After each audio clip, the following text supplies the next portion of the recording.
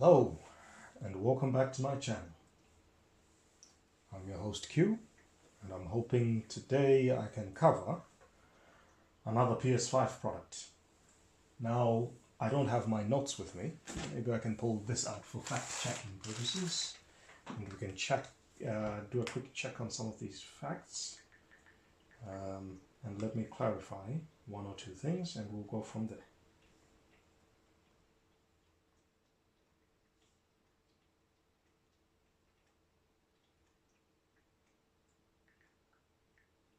Okay, so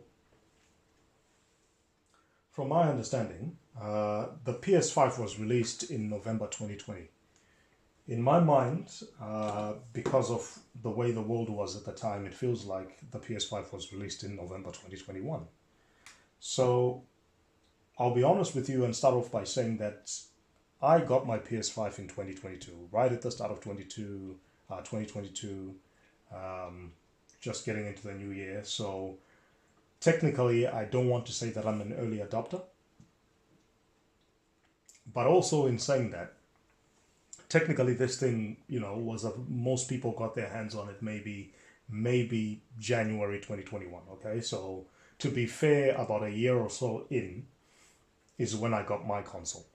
Now, one of the things that we're trying to cover today is the PS5 controller or slim charging dock. This charging dock apparently is basically just something very simple, straight to the point, very light by the way the box feels. It'll basically just charge and do whatever it's supposed to do. I didn't bring a fancy knife with me, I just brought something very simple, just so that we can have a look and see what the unboxing process is like. I think I cut one side, but that's okay. Now, what I was going to say was, I mentioned earlier in one of these other videos in regarding to the PS5, because we're going to be covering a few PS5 accessories, is because these consoles have been so scarce on the market. In Australia, they retail for, I think, about $750, if I'm not mistaken. Again, each retailer might be a little bit different, but $750 to about $800 is the MSRP. And so, because this is what, is supposed to be sold, or what these items are supposed to be sold for, what we seem to be having is an issue of people buying these and scalping them and jacking up the prices. So, when a console like this is supposed to be about $750 to about $800, if you were to buy one from store with from in-store without any warranty or things of that nature, that's what you're working with, maybe one controller, etc. Fine. Now, in most cases, what's going to happen is maybe you're going to put a warranty on these items because technically, even though we're about a year and a couple of months in, we are still considered to be somewhat of early adopters. And again, I'm not saying I'm a day one by any means. I'm just simply highlighting that we are technically early adopters. So because we're considered early adopters, we also then have to come with the risk that comes with any new technology, any bugs, any kinks. Those are things that people had to figure out or wait for things to be worked out, such as, for example, access to expansion, M.2 ports and NVMe drives and all that kind of thing. We are yet to sort of really see what you can and cannot do, what you really can't use, because we don't have too much of that stuff on the market. Anyway, my main aim here by covering the PS5, because I got it a little bit later than most people, about a year in, is to sort of find a middle ground in terms of accessories, whether it's headsets, whether it's charging hubs and things of that nature, and try to sort of figure out what is the best way for you guys to go and save yourself some cash. Because again, the barrier of entry is already high enough as it is. Most people have to go through hell to get these things.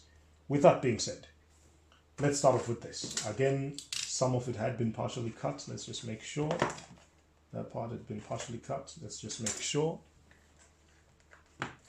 And let's get into the unboxing process. Jeez, that's been tightly packed. All right. So, we have a Type-C cable, which is great, because again, Very rare do you get really long cables. I'm happy to be getting close to a meter. This is 95 centimeters according to this. So that's a good thing. I won't necessarily use that cable, but it's just a case of just us having a look. This is the unit itself. This is very light, okay? This is a very light unit.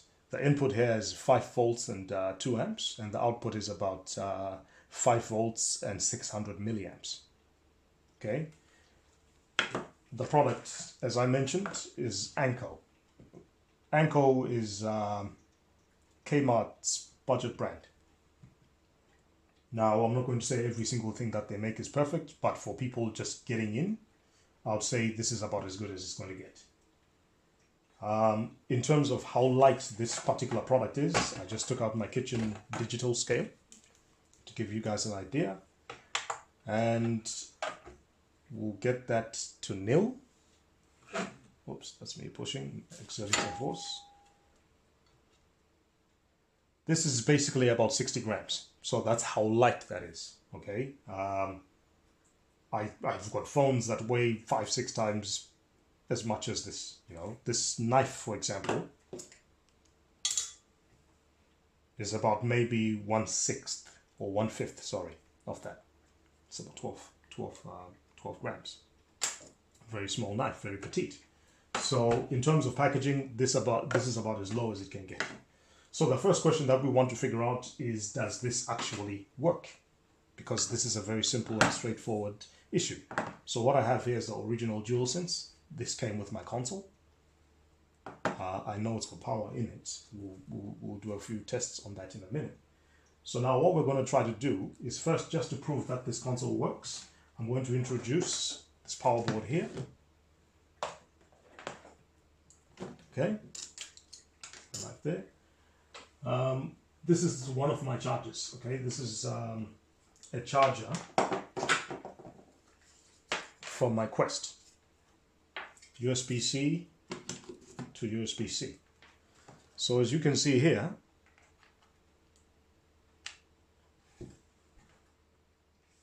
you can see that glow. That highlights that we're getting some juice.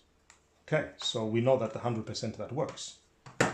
So to check the efficacy of this particular unit just using a generic charger, not so much the cable that it came with, let's find out exactly how do we sit this. So according to this, I'm hoping that this is facing the right direction and not this way.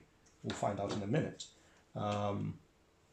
According to this, this is going to be from behind, so my bad. We'll charge it. We'll line up the holes and see how we go. Oops.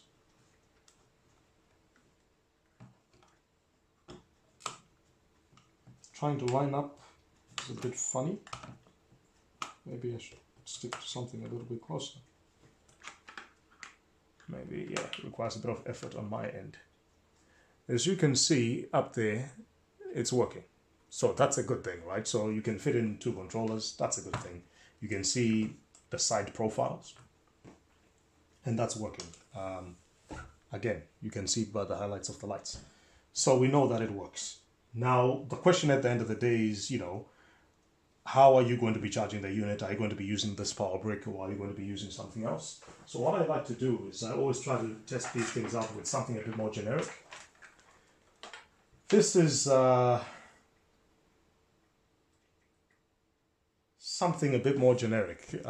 This is an iDigital USB hub. It's just something that I use here, just for a few other items. It comes with multiple cables. I've got different things that I'm charging, from iPhone, lightning connectors, mini B, another lightning connector, mini A as well. So for things like PlayStation, different generations of PlayStation controllers. So what we're trying to do here is work out if this will provide enough power using one of the USB cables that come with, and hopefully we'll see how we go, because we do have a generic USB-C. So I'm going to unplug that charger that's working, which is mine, as you can see, flat, and plug this in and see how we go. And indeed it does. So that's very important, just in case, you know, people might not necessarily have the luxury of a spare charger, or they might have a hub with a few other things and not necessarily produce enough juice. That was one way of testing it. So that's just basically my testing bench. So there we have it, folks. This is the Anko controller slim charging dock. Now, if I'm not mistaken correctly, these are currently on special at the moment here in Australia. They're costing about $15. Whereas for retail wise, the original dock that comes with the console, granted it's a different setup and a little bit heavier than this, and obviously a different system. Instead of charging via the USB-C, it charges through these pins here. So that one will normally dock up this way, which is, again, some people's point of preference. And obviously, like I said, sometimes it's a little bit tough, so you need to sort of guide your controllers in. It's not necessarily the easiest or most intuitive, but for the price point, we also have to take that into consideration. So to be fair, this is a Kmart product that is being sold as an aftermarket product. And what we're going to try to do here is do a quick price check, because I believe the dock for the PS5 is close to I think $50 here in Australia.